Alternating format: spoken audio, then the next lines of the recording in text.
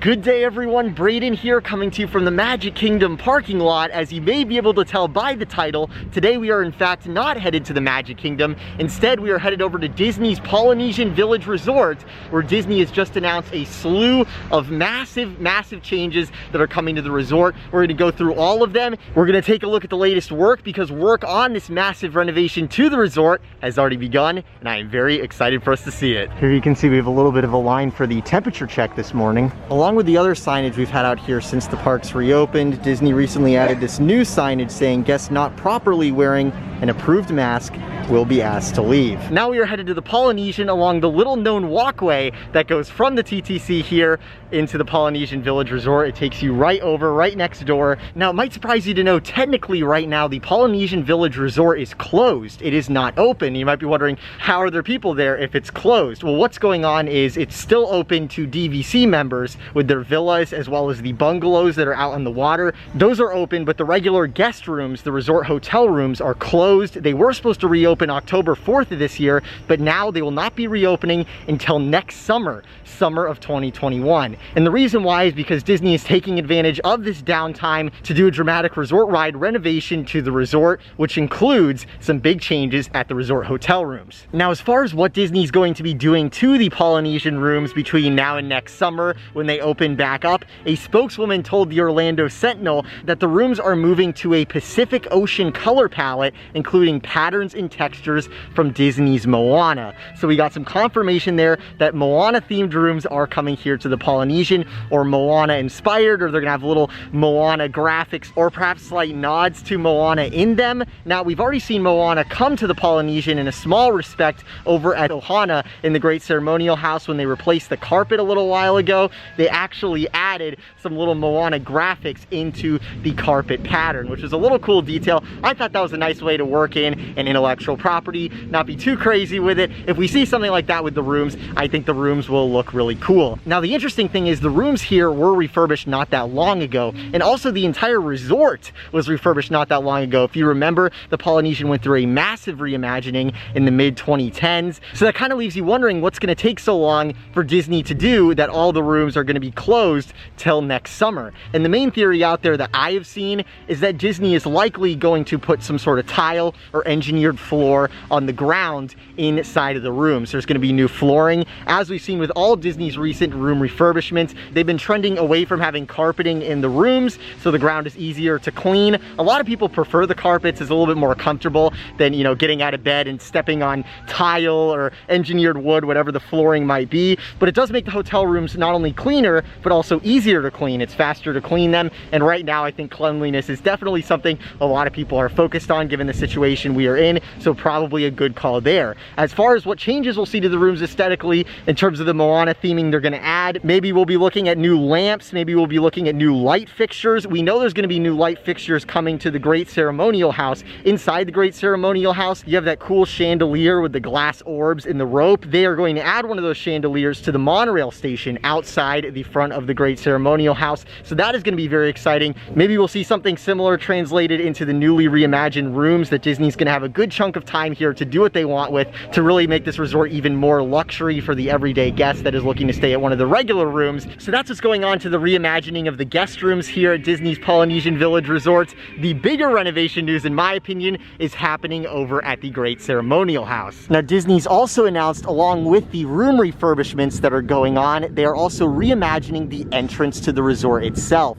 And here you can see outside the Great Ceremonial House, a giant crane has been assembled. And if you look on top of the Great Ceremonial House, a number of the wood slats that have been there since opening day have actually been removed, especially on the left side there. As you can see, they're taking those off. And taking a look at what the Great Ceremonial House is going to look like in the future here, Imagineer Zach Ridley says, quote, "The arrival experience is about to take on a whole new look with an enhanced entryway that'll debut just in time for the resort hotel's 50th anniversary. One of the biggest changes will greet you right up front. A new porte cochere will showcase the iconic mid-20th century architecture the Polynesian is famous for. Our team at Walt Disney Imagineering Imagineering and Walt Disney World have crafted a design inspired by colors, patterns, and textures found throughout the resort. This new entry features a high-pitched open truss roof covered in a thatch style. There's also a bold facade that features pops of color complementing the longhouses found throughout the resort. Along the monorail station, bold new wooden screens will be covered with geometric patterns in bright tropical colors that complete a new exciting composition that will greet you when you arrive. So that is what is happening to the front of the Polynesian here. That's the work they're doing. They are actually going to be closing the monorail station here in early November, and what that means is, of course, the monorails will still be running during this work, but they will be skipping the Polynesian station altogether. They'll just be going right past it. So that's a little FYI. If you're planning on doing resort hopping on the monorail, you will not be able to stop at the Polynesian. It will just go right past. Now, I think it's very interesting Disney's doing this work right now, given all the unsureness there is about the future of the company and the future of the world, let's say. But if you really think about it, now is the perfect time to do a nice aesthetic update, not just to the rooms, but to the entire resort, because Disney's hotel room occupancy right now is not the same as what it used to be. So in this time where there's not a lot of demand for people to stay at the Polynesian, it's the perfect time to do this work, so that when you do spend a lot of money to stay here, you won't have to deal with all this construction. It will have been done while you weren't in Walt Disney World. So I think in that way, it's actually really good timing here. And I'm kind of amazed that Disney is putting money, especially right now, into doing something to a resort that doesn't have a direct return on investment, right? Obviously, Disney's doing this so that they can charge more in room rates. There'll be more demand for the resort by making it more upscale, more modern, things like that, trying to just give it a little bit of an extra edge as far as trying to get people to stay here. Of course, that's what they're doing, updating the front of it, updating the rooms. So I think there's definitely a monetary incentive here for sure, but there is no direct return on investment updating the look of the Polynesian monorail station, giving it this cool new look. It looks a lot more elaborate than the Polynesian monorail station currently does. Right now it just has those wood slats. I'm very excited to see this concept art become a finished product that'll be right here outside of the Great Ceremonial House. Let me know what you guys think about this style. If you also notice in the new concept art, there are less of those wood slats above the Great Ceremonial House. So I think the reason they're removing all those right now is they're gonna redo the spacing so they're at a different distance from each other, just trying to make the resort look a little bit nicer and sort of update it and sort of have a new take to the resort's aesthetics. And just looking at the rest of the resort, the Polynesian resort is beautiful. It is one of the best resorts on property by far. Theming wise, the Polynesian is probably the best resort on property. So to see it getting some love here is very exciting, and I'm very interested to see what those Moana-inspired rooms are gonna look like. So that's the news as far as the renovations that are coming to the Polynesian are concerned. We'll keep you up to date on these. Next, we're gonna head over to the Grand Floridian, because right now Disney is converting the hotel from a place for NBA players to stay. They just finished their season, back to a normal resort hotel. But first, we're gonna go to Captain Cook's and get the Tonga toast. I've actually never had it. If you're curious as to how I've never had Tonga toast here at the Polynesian, I've only been to Kona Cafe twice, once in 2006. I don't remember what I got. I was so young at the time. And I actually did go to the Kona Cafe this year, and I got the macadamia pancakes that come with pineapple on them. It was actually very good. But despite that being the case, I think it's finally time to head into Captain Cook's here and try the Tonga toast. Here at Captain Cook's, when you mobile order, it comes in this bag. So I guess you can easily transport your food around. And here it is, the Tonga toast and the bacon. I was very much expecting to enjoy the Tonga toast, and I very much did. I thought it was really good. I would say it was a little dry maybe, but overall, definitely a good experience there. You know, I was looking at the Captain Cook's menu on my phone, and I noticed that the Tonga toast is a very good price proportionate to the other breakfast options they have at Captain Cook's. Now we are headed over to the Grand Floridian to take a look at what's going on at this resort. Unlike the Polynesian, the Grand Floridian is open to regular resort guests. You can book a room now, and the thing I'm really excited to see here is to finally be able to walk around the Grand Floridian property again, because while the NBA was here, they had these blue fences up, basically bubbling off the players and the support staff and everyone off from the rest of the world. Now those have been removed, so we'll be able to see that, and we'll also take a look at the latest work on the Grand Floridian to the Magic Kingdom walkway, which I've heard is coming along very nicely. Entering the Grand Floridian here, you may notice it is a little bit quiet, and that is because we have some very sad news here.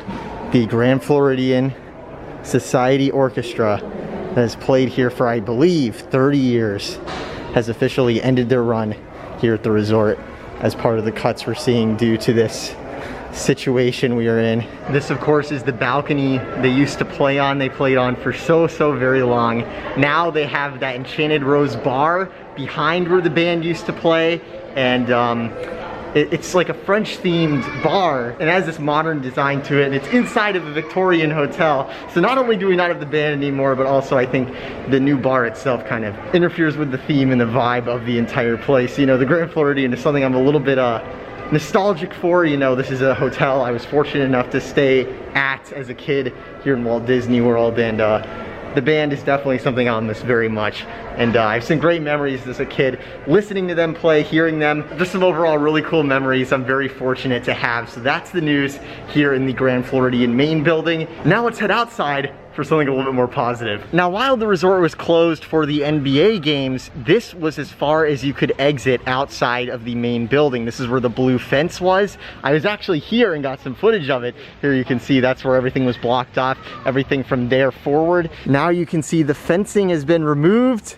We have those awesome swan topiaries right there. And here you can actually see a patch of grass, of sod that they have put here. Whatever that was, it was right here. And I guess, you know, all the grass had been removed. So they added the grass back. But besides that, there aren't many other signs that this whole area has been blocked off for months. On the ground, a few places you can actually see where the fencing posts had been put into the pathway itself and had to be filled back in, and the patchwork isn't the greatest, but it looks like it's just something Disney's doing for now, and they'll go back over it to theme the pathway back to the way it was a little bit more. Really nothing major there. Across the Seven Seas Lagoon from the Grand Floridian, here you can see that work happening over at the Great Ceremonial House with the crane there. I'm really excited to see what that's going to look like as the final product in real life. Check this out, guys. So this pathway light here at the Grand Floridian, you can see some sort of vehicle hit it, and it looks normal from the front, but as you look to the side, look at that. Where it's less structural there, it actually bent this way. So now it is this leaning pathway light. That's so crazy. It's so great to see the Grand Floridian back open and operational here. It's just such a beautiful resort. Some people poke fun at it for being Disney's flagship resort hotel. I'm not really sure why. Maybe I have rose-colored glasses where this resort is concerned. Maybe some people don't see it as really anything special. But to me, the combination of the aesthetics, the time period it's bringing back, the smells, it's just such an amazing vibe, and it's a really idyllic place that I personally love. I think the reason it gets a lot of criticism is just because of the price tag. You know, I can't afford this resort, of course, at my age. You know, the thing is, if you're looking for something that's a little bit on a budget where you're not breaking the bank, but it's still a really good resort hotel experience, my go-to right now is the Grand Destino Tower over at Coronado Springs. Those rooms are new.